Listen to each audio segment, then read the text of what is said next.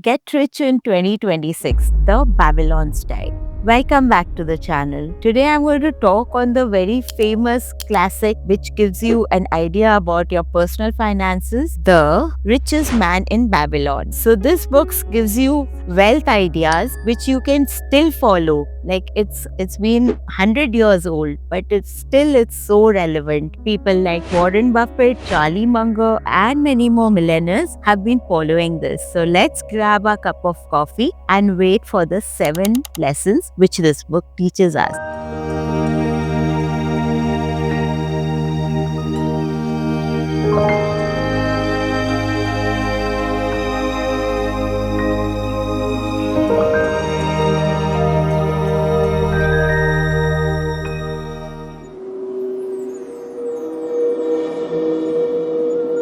This book takes us to ancient Babylon, which was the richest city of its time. It was not rich because of any luck, it was rich because the people respected money and they were disciplined. So, with the characters like Arkad, the richest man of Babylon, and Kobe, etc., the author tries to show us how the theories still work for entrepreneurs, for investors, for professionals, even now.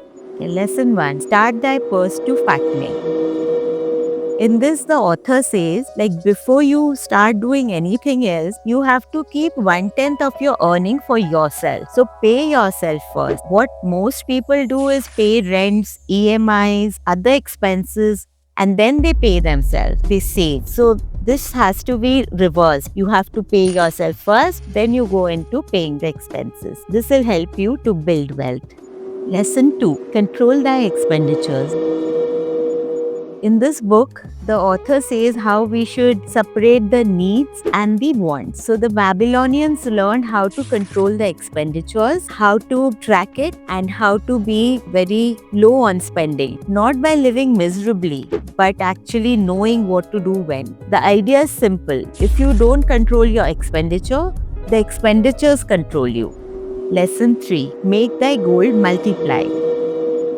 This means that the money that you earn, don't just save it, invest it. So in the book, Arkad says that every coin that you earn should be made a worker, which earns you much more coins. In today's world, to do this, you have mutual funds, index funds, stock, real estate, and businesses. So all that you earn has to earn more money. So this is actually the eighth wonder of the world. So when you invest money, it should give you more in return. You should not just save it. Saving money is like a seed not being planted.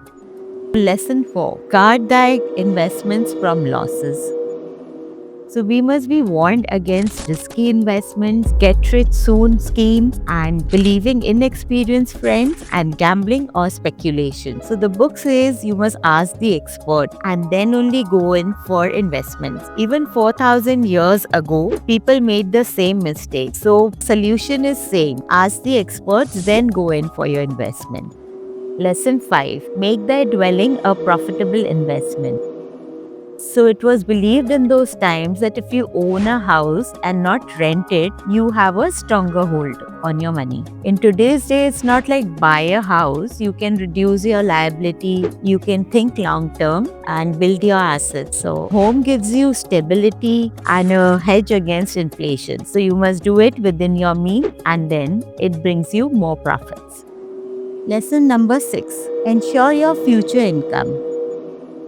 This is to say, you must manage your retirement planning, your passive incomes, protection for family, and your long-term investments. So Babylonian says that you should not be just earning for today. You should be earning so that you can use it when you no longer can work. Lesson number 7, Increase thy ability to learn. So when you start learning, it gives you exponential wealth, not your real estate, not your gold, not the market. So the Babylonian increased their skills, their knowledge, their reputation, and their discipline. So this took them places. So this is how you rise, wherever you begin. So there's an additional lesson, the debt slavery. In the book, the author talks about a person who's trapped in debt. So, how does he come out of it? He stops taking more debts and he starts paying off the debts systematically. And moreover, he starts living below his means. So, this way, his debt gets covered soon. The final takeaway from the book. There's one line which you can just not forget from this book. A part of what you earn is for you to keep. Then you save it, invest it, and make it grow.